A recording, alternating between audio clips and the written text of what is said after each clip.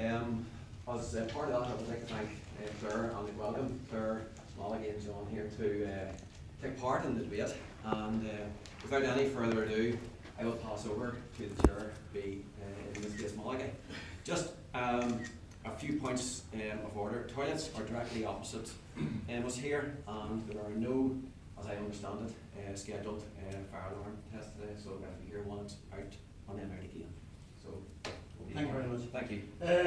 You're all very welcome. I think this is the third or fourth debate that I've chaired here.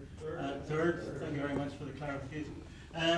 You know, these are rough house events. You know, you're used to them. You know how bad they can get. You know, and but I will start first of all by asking you to go easy on our participants. They're very brave to come before a crowd of committed cyclists, you know, people who are not only passionate about the ecology and the environment and their vehicles, but by virtue of their activity as cyclists are physically fit and well up for a ruck. So our participants have been apprised of the dangers that they're facing here, and we just want you to go easy on them. I know John Kyle in particular has been in some rough house gatherings before, you know, but he's maybe not seen something quite like this, you know. My name is Malachi O'Doherty. I'm the chair. I'm going to insist on good order, and I'm going to hold people to time roughly, you know. I'm going to ask each of them to speak for about 5 minutes on the issue, and then we'll exchange questions among ourselves, and then invite you in, you know, if you're on your best behaviour, right? There's people at the door can throw you out if you get too stroppy, okay? So, first of all, the motion for today is that given the increase in cycling, given the bountiful growth that we've had in recent years, and given the expansion of resources with greenways and cycle paths and traffic, wee green boxes in front of traffic lights and things like that, things are fine now. Job's done. Nothing more to worry about. Leave things as they are and stop fretting and being such demanding people as you are, you know. And the person who's going to assert that case and put you back in your box is John Kyle, and I pity him. But I'm at hand to support you should it get too hefty. Thank you, Malachi. It's nice to be with friends and supporters. Good afternoon, and I feel very honoured to be invited to this prestigious event. Well, first of all, why don't we just say it? Cycling is good.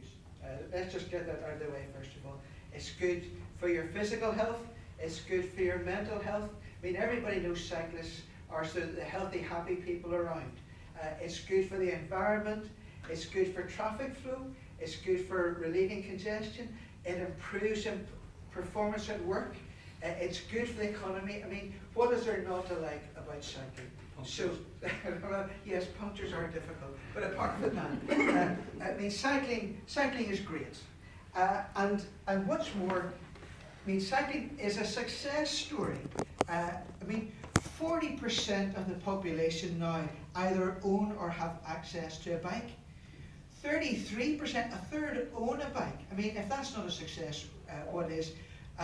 27% of adults have cycled in the past 4 weeks. I mean, my goodness, a quarter.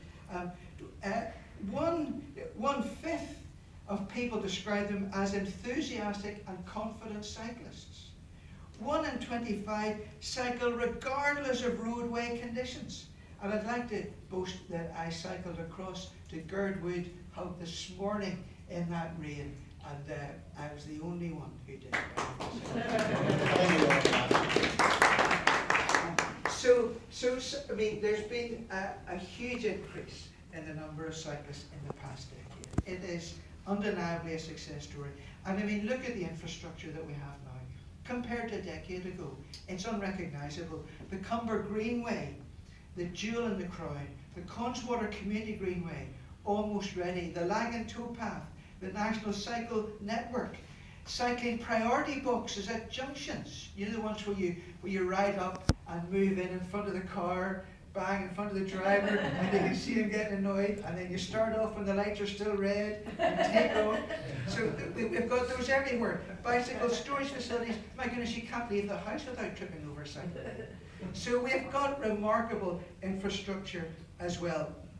But I ask you, let's just stand back for a minute and let's look at the broader context. Look at the economic circumstances that we find ourselves in.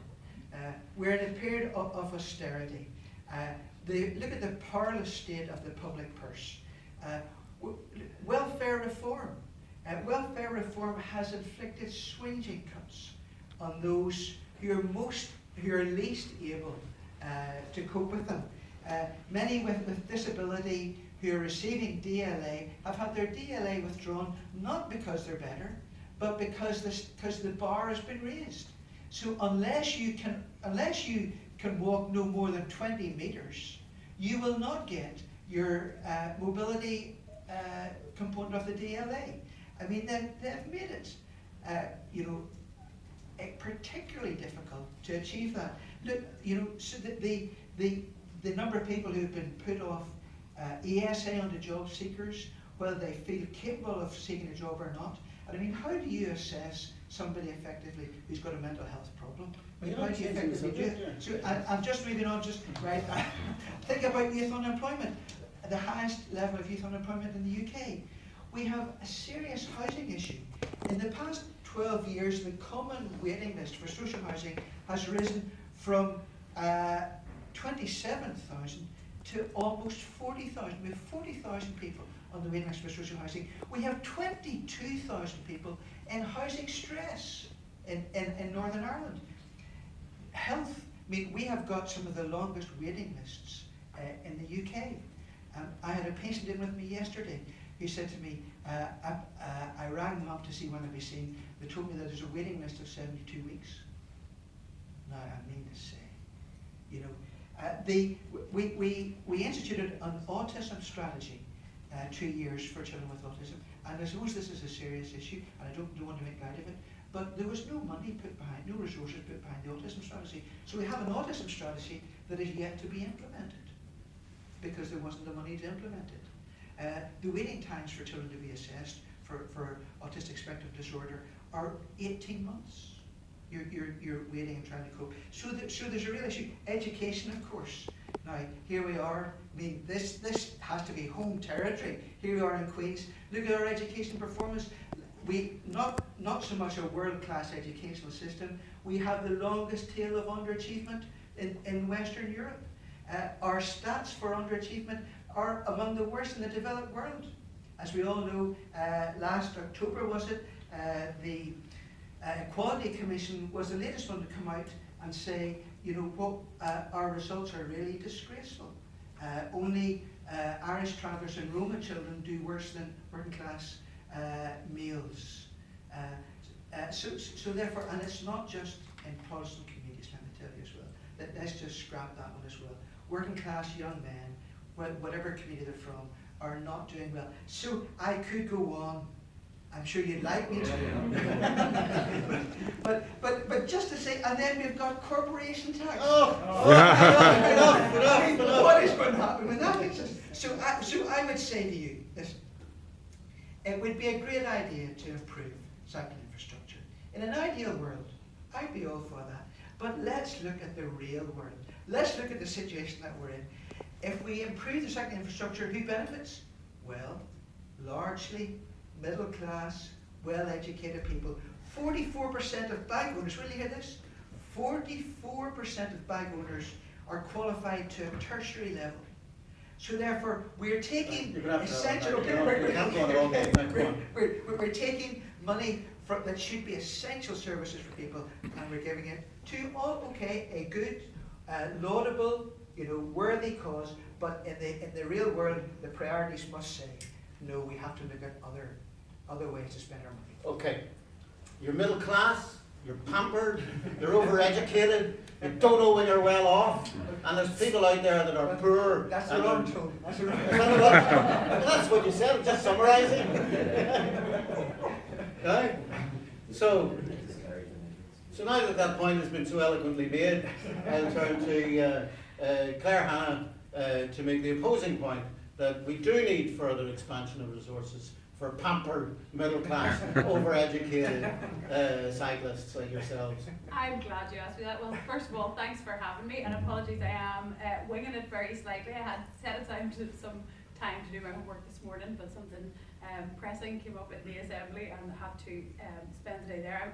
I haven't done a formal, proper debate like this, obviously. Yes, obviously, yes. It might generally you just make your points and ignore the other person, but I'm sure we can do a little bit of that. But I'll pick up on some of John's as well. I have to admit, I'm a fair weather cyclist. I did cycle a lot more until I had small kids, and now I use the excuse that I dropped 2 children off in different places. But I didn't have a driving license until I was 30, so I kind of have some cycling behind. But I have to confess, it's the odd Belfast bike run out for me at the moment. But for what is first for a while, I think I'm in the majority here, which is in the Belfast Bike Life Survey, and it said that 78% of people do want more investment in cycling. Obviously, people want more investment in good things, less investment in bad things. That doesn't necessarily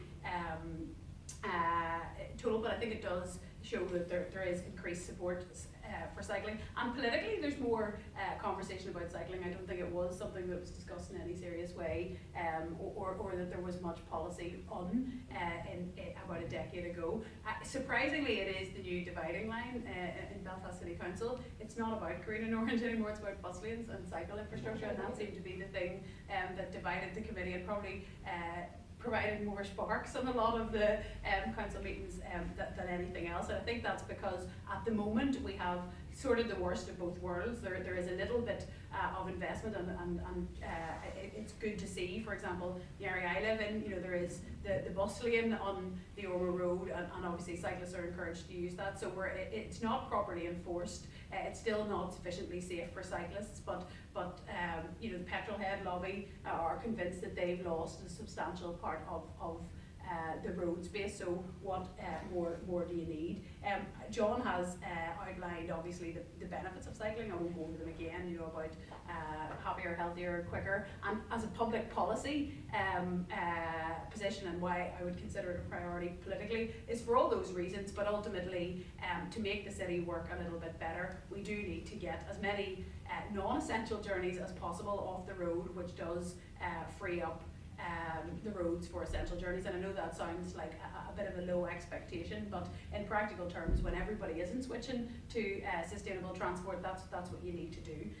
I did a case study of the kind of triangle around Ormeau, Ravenhill, and from Rosetta, and that triangle that has the slowest roads officially in Northern Ireland, where you move at 2.4 miles per hour in the morning by car. The research showed you are twice as fast by bus or by bike, but that message, for whatever reason, isn't clicking into people. Now, there are a lot of reasons that area is so congested, not least because 4,000 kids are enrolled in 7 schools around it. But like I say, everybody's not going to get out of the car, so the more cars we can get off, the better. Just picking up on John's point, which was essentially that it's not a public spending priority. I would argue that it is. It provides a reasonably good return on investment. That was a kind of a different version of the operations not opera argument about how you wouldn't fund the arts, for example, because there isn't a direct return. And I think there's a fair case to be made that there is in terms of a healthier population and people getting to work a little bit faster and increased productivity. But if we ranked everything just that our government's priority is to make sure that people aren't dead in a ditch, then that everything else is superfluous. There are a lot of things that enhance our quality of life that we wouldn't spend on. You're right to that cycling is, as I say, probably never had it so good in terms of the critical mass, the likes of the Belfast Bike Scheme, which I think has got more people on their bike in the city than had been for a very long time, the likes of Giro and all the positivity around that. People are, we know that the more people who are on the road, the more conscious those of us who are car drivers will become of them.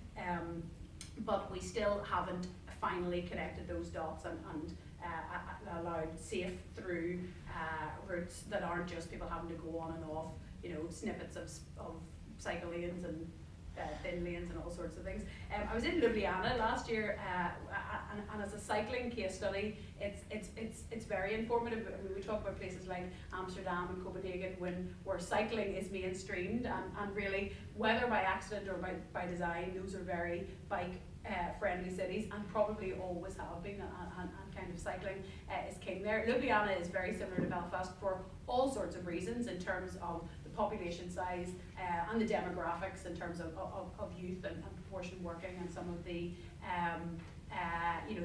the various social trends. And also, like us, they are in a period of change and emerging from some difficulty. But 15 years ago, they just decided they were going to be a cycle-friendly city. And I don't believe that these things happen that organically now. You don't turn around. So basically, you decide, you set a target. So they quite aggressively pedestrianised large parts of the city centre. They built 15 bridges in 15 years. You know, that sort of ambition about public. We can't even build one coming over the Over Road, and we're falling out about it. So I think things, a cycling revolution isn't going to happen by accident. Sort of organically, and with peripheral things like the bike scheme and Euro, uptake has increased. But until we finish the job, it won't.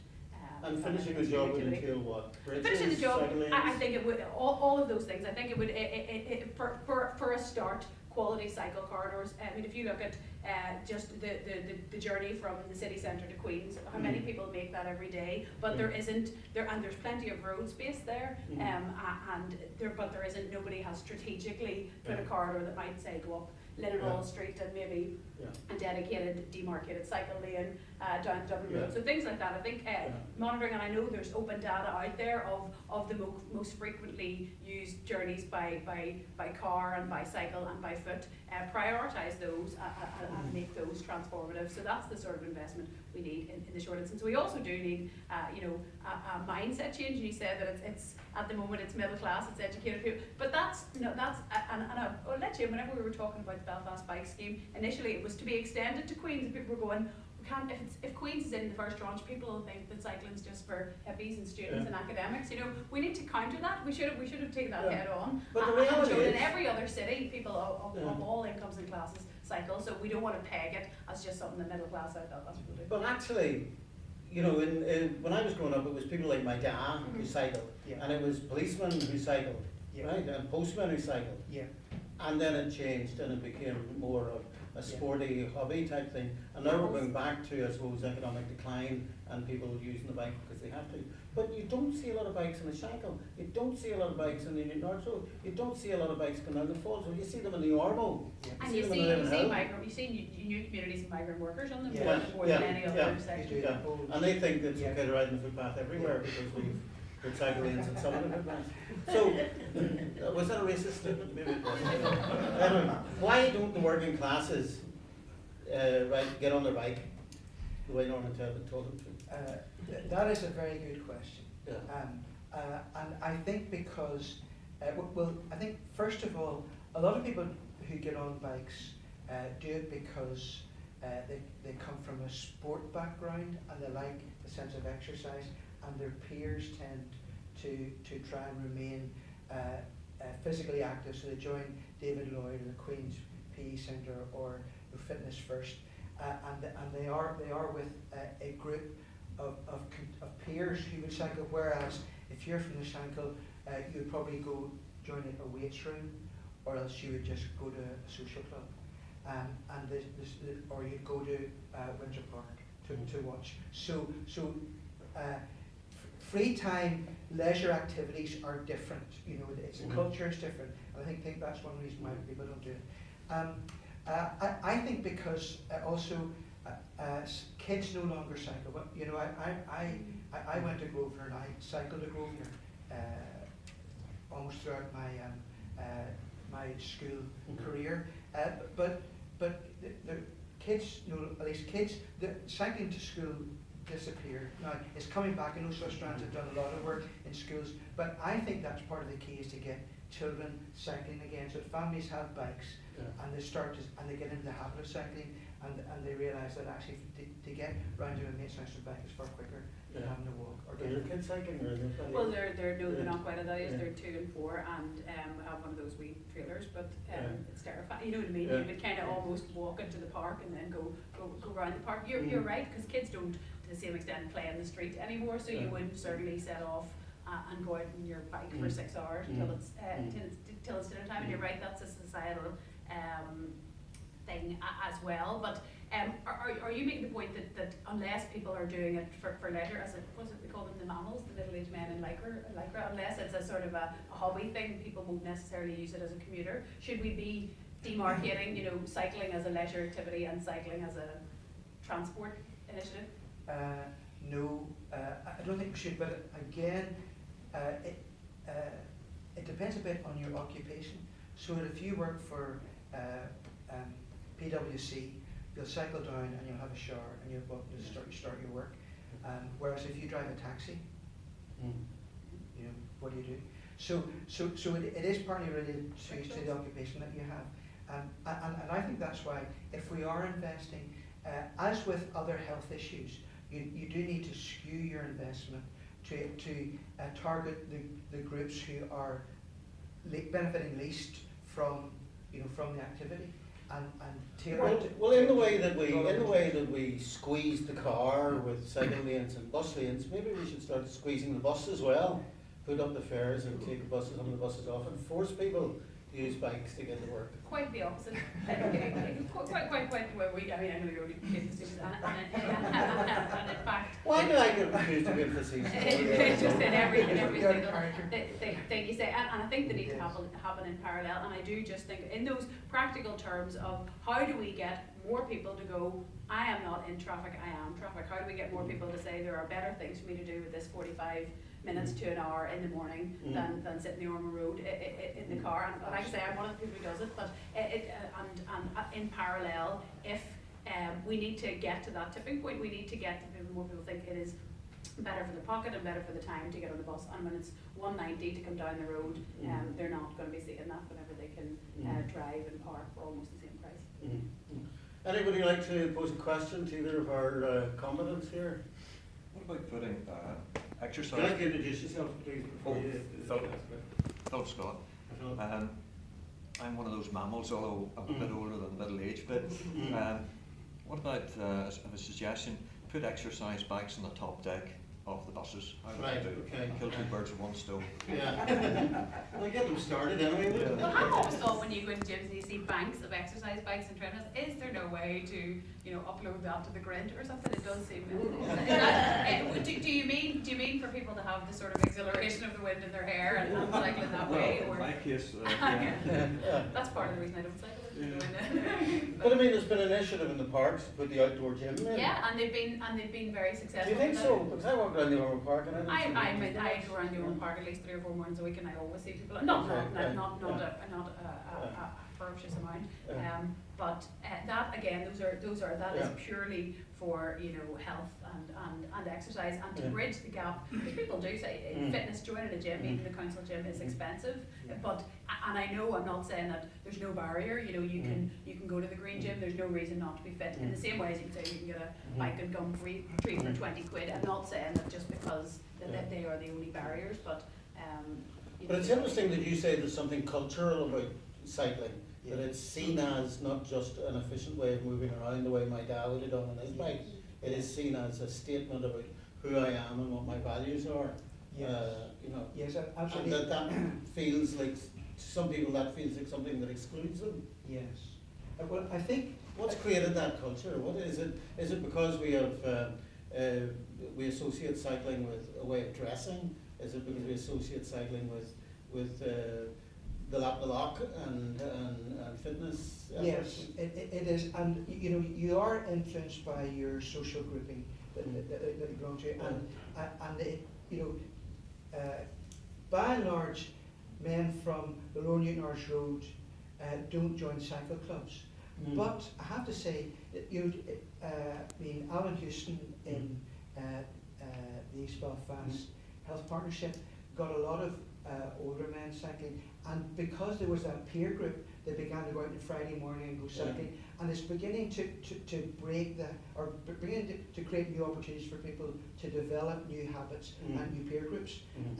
But the other thing is that I do think that middle class people tend to be more motivated to stay healthy, and there is almost a fatalism, a resigned, you know, my father died when he was 55, and I'm sure I won't live much more than 60, within working class communities, and I think that we need to find some way to make people more optimistic, and to think, well, actually, you know, because my father died at 55, I don't have to die at 55, and I can actually enjoy good health. And the other thing is that there's nothing like, as we all know, the endorphins are released when you exercise. You know, at the end of it, you feel far better than you were at the start. I mean, that's why we become addicted to cycling.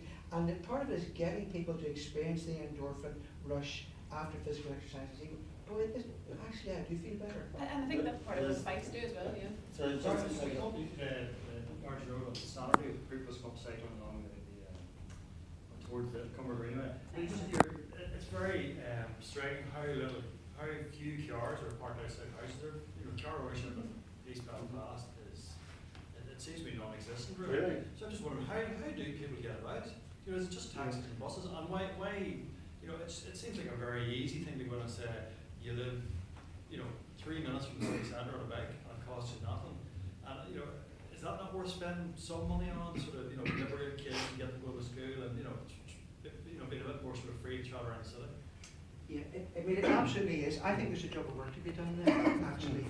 They do use taxis and buses mainly, but I think there's definitely a job of work to do. Now, but who better to do it than you, a GP in the area, a cyclist yourself, a political campaigner, you know?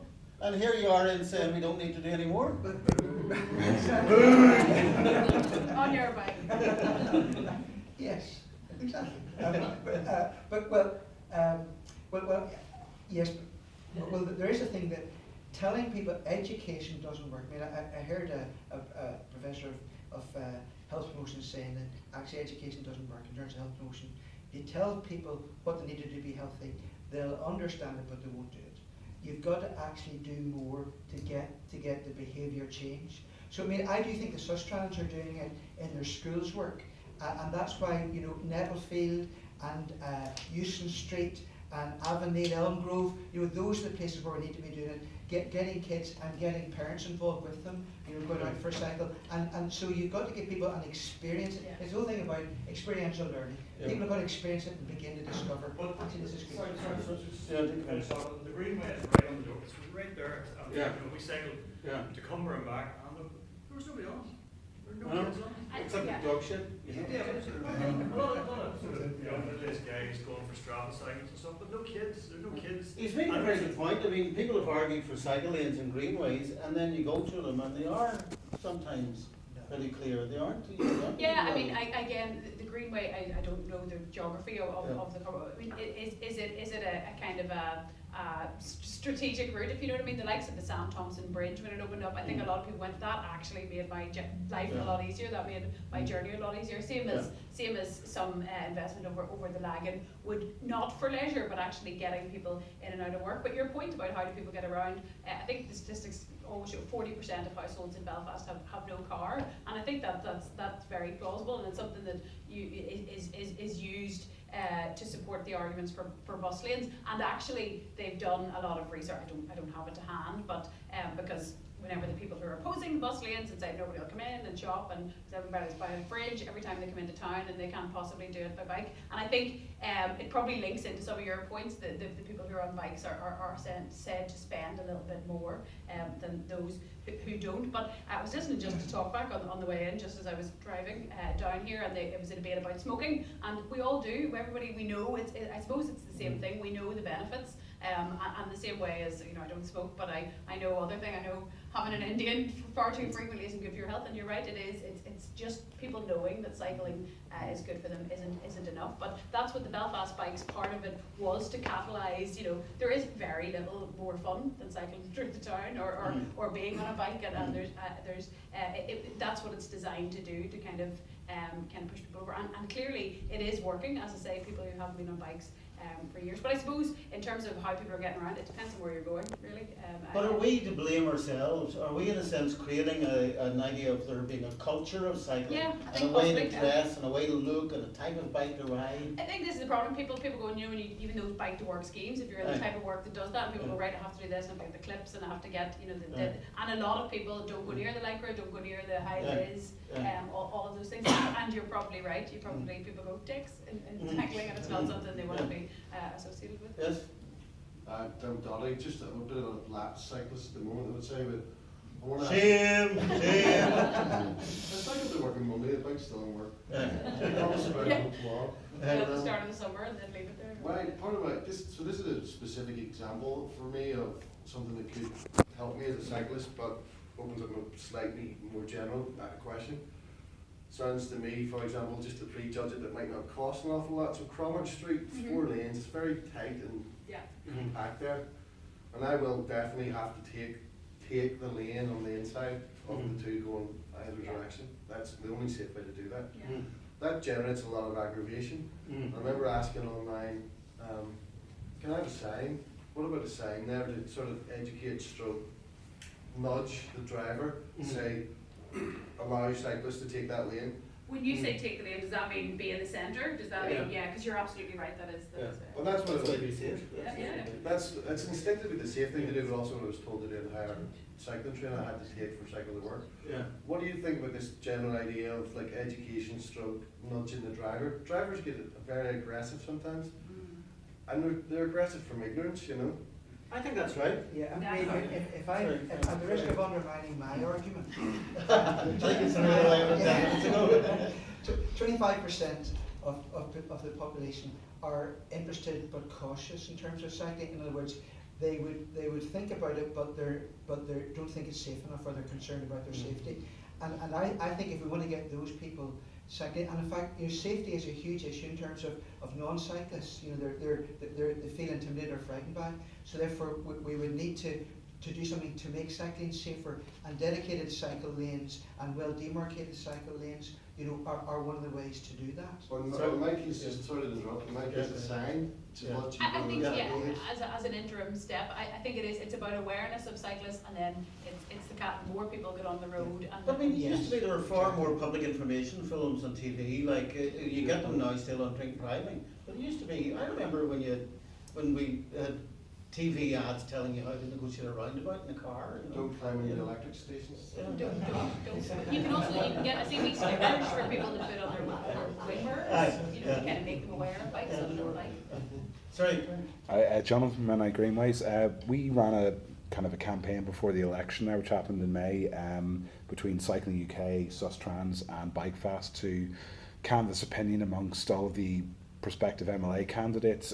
We got about 3/4 of them all coming back, nearly unanimous. I think it was up in the 90% for everybody saying we support £10 per head per year investment in cycling, and also the Greenway Network and an Active Travel Act. Now that we're out the other side of that election, and we're now down to the nitty gritty and starting to put in programme for government spending targets and things like that, I just wanted to get a sense of where's the money coming from.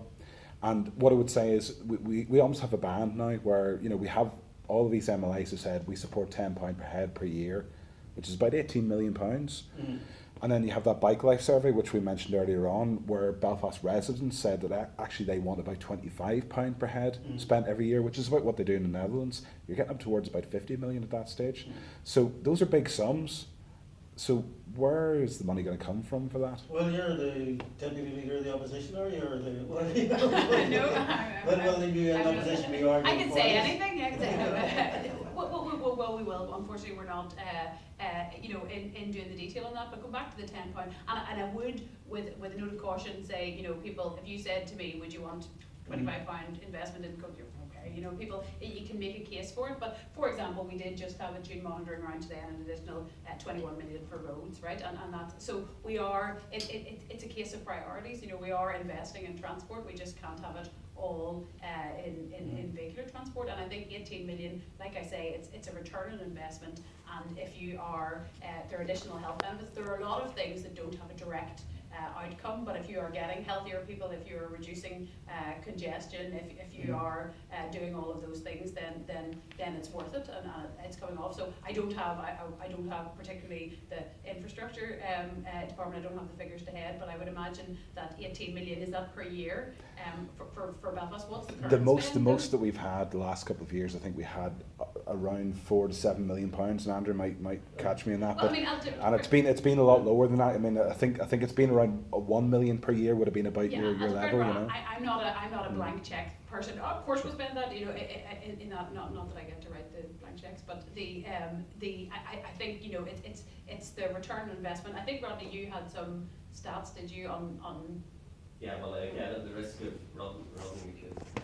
of undermining John's argument, the 18 million per year, which would be the maximum once we would have established infrastructure, because you have to have something to spend money on as well. If you don't have anything to maintain, obviously in Holland and Denmark they maintain the cycle lanes that they have, and that's a cost in itself.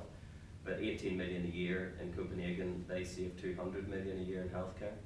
So that statistic on its own means you could easily get to the 50 million with an advanced cycle and infrastructure. And for those in government who aren't even enthusiastic, the accountant types, it's a net gain for government. So, when you talk about waiting lists, lack of funding for autism, shortages in the health service, if you make that population who are willing to do it healthier and less dependent on it, you automatically have those savings. So obviously, you rightly say that you want to widen it as much as possible to include as many people, to ensure that the people maybe most in need of positive health outcomes have the opportunity to buy into it. Danny Kennedy had big plans. I mean, what happened to them since he committed Harry Carey? Is that all just gone to the side, or is that? I think in It's like fairness, the Human Rights Act is entrenched. the infrastructure minister did do. He's been in post for 2 weeks now, so on the way. So maybe it is going to be a. I'm just we're coming. You wanted us to wrap up at about 1:45, didn't you, Stephen? Or what's? About 10 to. Maybe take another 5 minutes. Yeah. So any other questions before we ask the speakers? Yes.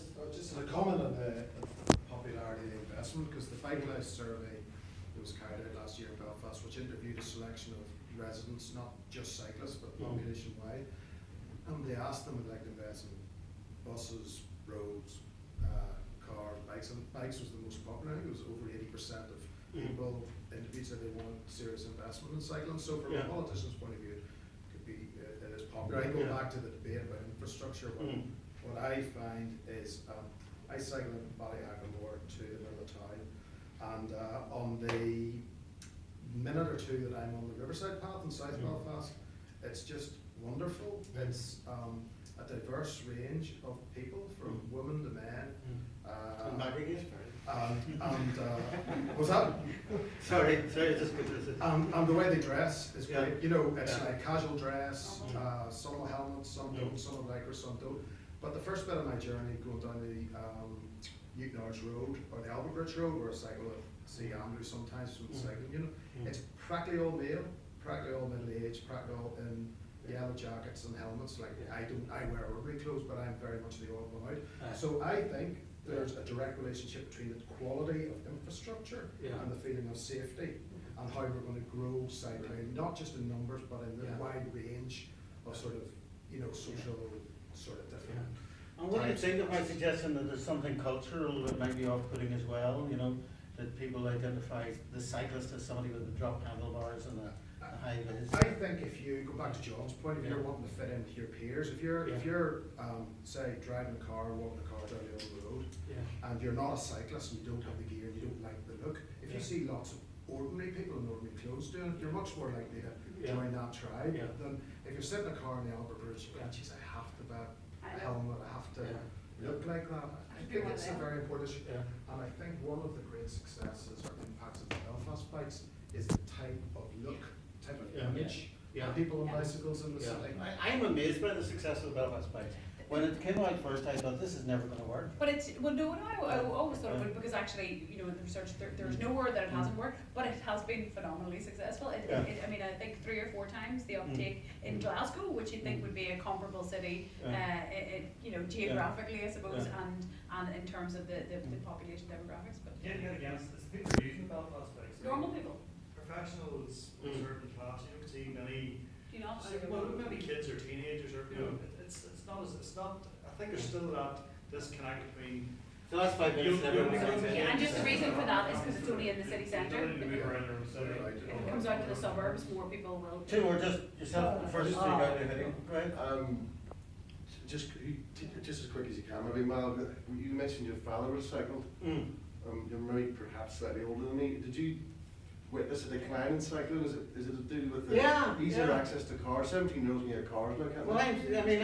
I'm talking about the 1950s, I'm 65 years old, so my father would have cycled to work on a big, a Pashley are the only ones I know who make them now, a big black bike, you know, with handlebars that turned in, and, you know, and You didn't have a car then? What? You didn't- Well, until you could afford a car. Right, yeah. And then, but in those days, cycling was about functionality.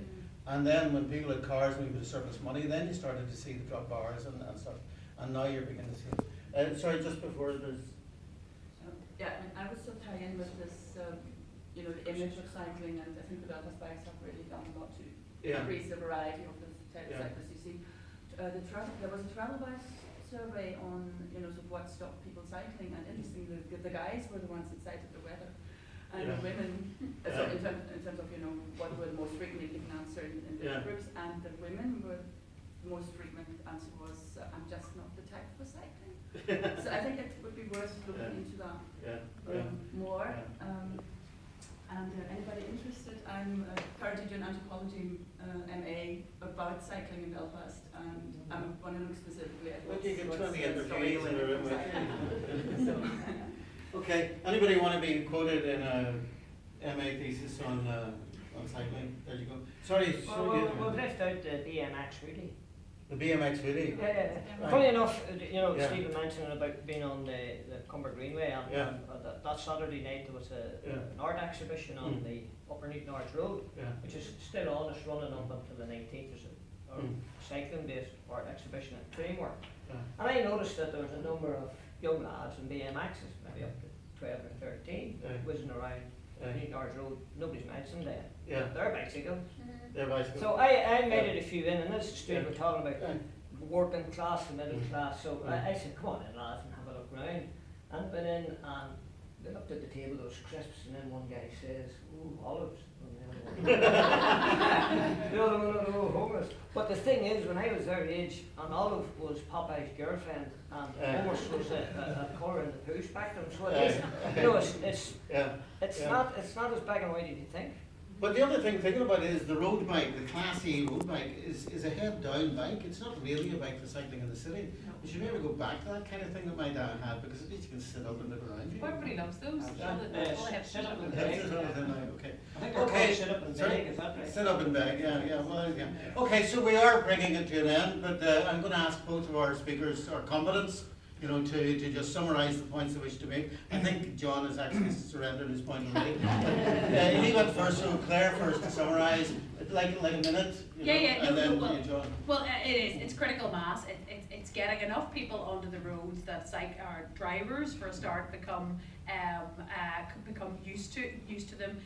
It is the investment in the first instance. It doesn't have to be fabulous amount of bridges. I think that the step one, and it is on the way, is extending the Belfast Bike Scheme. Because if you look at the data for those, I mean, I would say this is South Belfast representatives, but the ones at Queen's and at Botanic and at Shaftesbury Square are the most heavily used, with the exception of Titanic Quarter. People want to use them to commute, so many people do drive to those points and get on them, but they're very often gone. So that's the first thing. You're right, embedding it in schools and probably wrestling it back from mammals and hipsters and just making it something that normal people do to get around. Lovely. That's a very good point about how young people can now get a car very easily, and it's not out of necessity. Yeah. And John, you're basically saying if you want a Greenway, buy it yourself. You stuffed up pampered middle class. I'm saying, let's not just throw more money at this. Yeah. Let's use the big society concept. Let's get individuals and people in local communities bringing their friends out onto the wonderful infrastructure that we already have, but as was said earlier, is underused. why not do that and save the money for the public purse for other more important and pressing needs? And can I put that to a vote then before we wrap up? Can I ask those of you who support John Kyle in his motion that we've already spent enough in cycling? Who agrees with that, please raise your hand. No? And anyone who would like to support Claire Hanna for further expenditure? Most successful and actually having involved in it. You should come here again. Look, thank you all very much indeed, and please a warm thanks to our